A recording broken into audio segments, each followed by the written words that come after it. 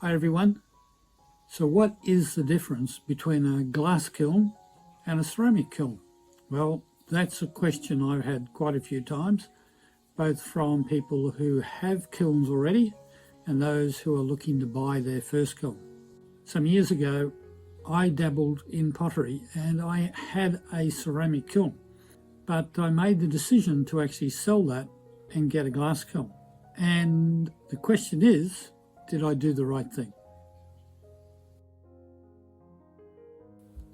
You'd think that glass kilns are for working with glass and ceramic kilns are for working with ceramics, so they're not interchangeable.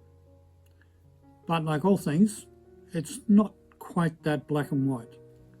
So one of the major differences between working with glass and working with ceramics is the processing temperatures. Typically, when working with glass, we'll work with temperatures anywhere from say 600 up to 820 or something like that.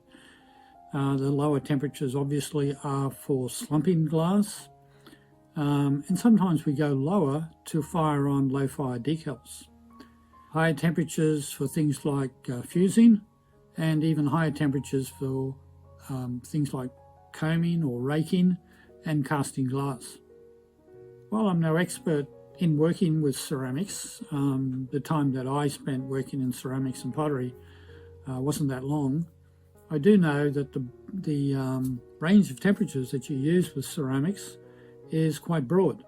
It goes from temperatures as low as those that we use with glass, depending upon what process you're going through, right up to those temperatures, right up to something like about, I think, 1320 degrees Celsius, that is. So there's a broad range of temperatures there. Interestingly, the molds that we buy for glass, for slumping our glass into, are actually bisqueware ceramic. Now, bisqueware ceramic is fired around the 1000 degrees, 1050 degrees C. And some glass fusing kilns can get to those temperatures. So what does this mean? But you can't really fire ceramics in a glass kiln. You could only fire ceramics for some of the processes that require low temperatures, but you certainly could not fire ceramics fully because of the high temperatures. And glass kilns typically just simply don't get to those temperatures. But you could fire, in theory, glass in a ceramic kiln. The ceramic kiln is quite capable of the temperatures that we use for processing glass. But there is a catch. You really need a temperature controller on your ceramic kiln. Unless you want to do this manually, you'll need some way to set up the segments that we normally set up in our glass kilns. Now, another factor is the positioning of the elements in the kiln. So on both glasswork and ceramic work, you really want an even heat on your pieces when you're firing them. Now, this means that the position of the kiln elements becomes fairly critical. If you think about it, when you're firing glass items, they're primarily flat. So they're sitting on a shelf right under the elements. And the reason that is because we want to spread the heat across the shelf directly onto the top of our glass pieces. Even when you're slumping, you start with something that's flat, you heat it so it will slump into your mold or will drape over your mold. So typically with glass work, we start with something that's flat. So therefore, the best position for the elements is in the top of the kiln. When you're working with ceramics, ceramic pieces are more 3D. They have more height. They are not flat, very rarely flat, and they can be in all sorts of shapes. So they have this 3D structure to them that needs to be considered. And the other thing in ceramic kilns is it's very common to stack pieces in the kiln, which is why the kilns are very deep.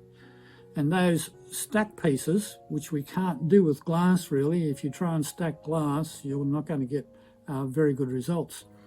So those stacked pieces all need to be heated reasonably evenly. So ceramic kilns have the elements in the sides. That way you're getting heat radiating into the kiln, in and around all of those pieces, to hopefully get a much more even heat. Of course, as always, there are exceptions to the rule. Some glass kilns actually have elements in the sides, and they have those elements so that you can heat things that have a bit more structure, a bit more depth to them.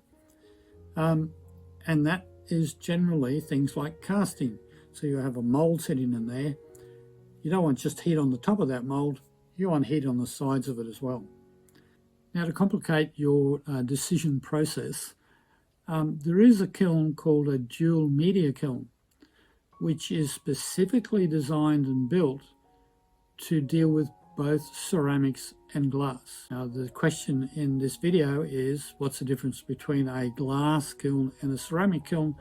So these kilns sort of don't fit into that, but I think it's important information for you to know, especially if you're looking to buy your first kiln. So dual media kilns have elements both in the side and the top, but they have a switch, so you can just switch them from one mode to the next. A switch that turns off the side elements and just the top element is on, or the other way around. So this is the best of both worlds. So this is another option for you if you're considering buying a new kiln. So there are a couple of issues with dual media kilns that you'll need to consider if you're thinking about buying one. First one is if you're using it to fuse glass, these kilns are typically deeper. And remember, if you're doing glass, the element is in the lid of the kiln.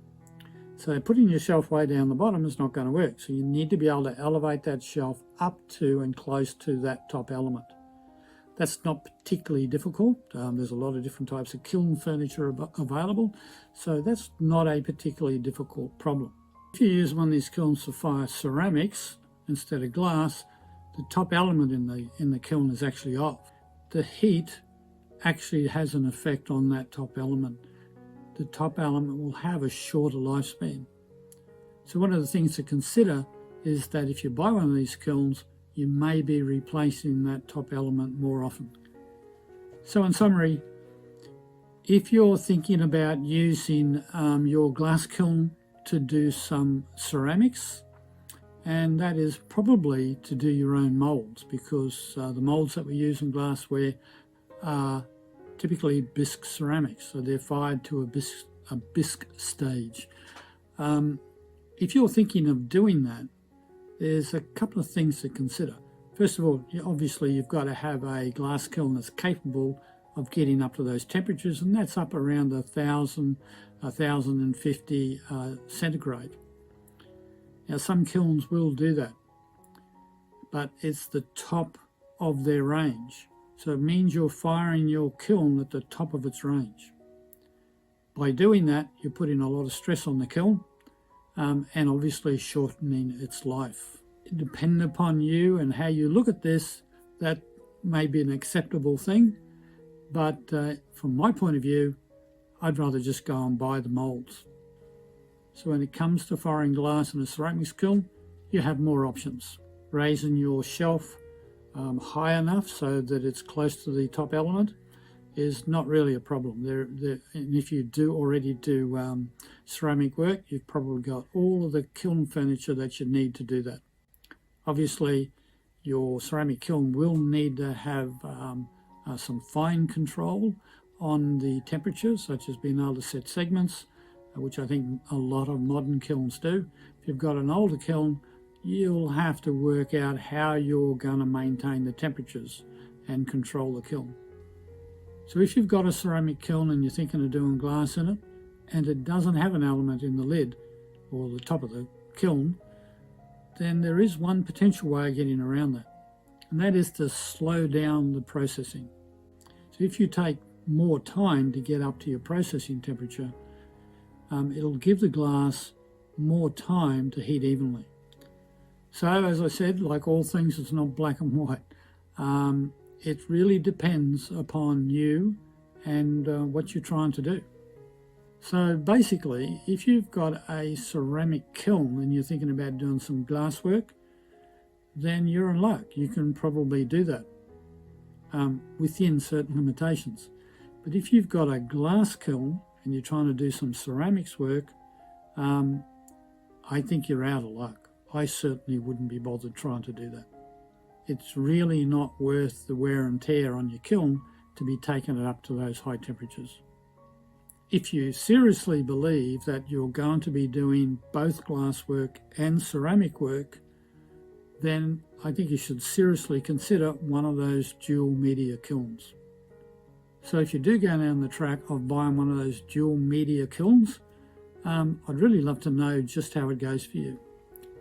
Do you remember that question I asked? Did I do the right thing when I sold my ceramic kiln? Well, I think the answer's pretty obvious to that one. Yes, it was the right thing to do.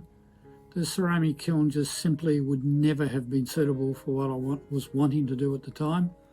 And even though I bought a second-hand glass kiln, it was a much better investment. So no regrets in selling that old ceramic kiln, other than if I had it, I could have actually made some bisque molds. Oh well, that's life, I suppose.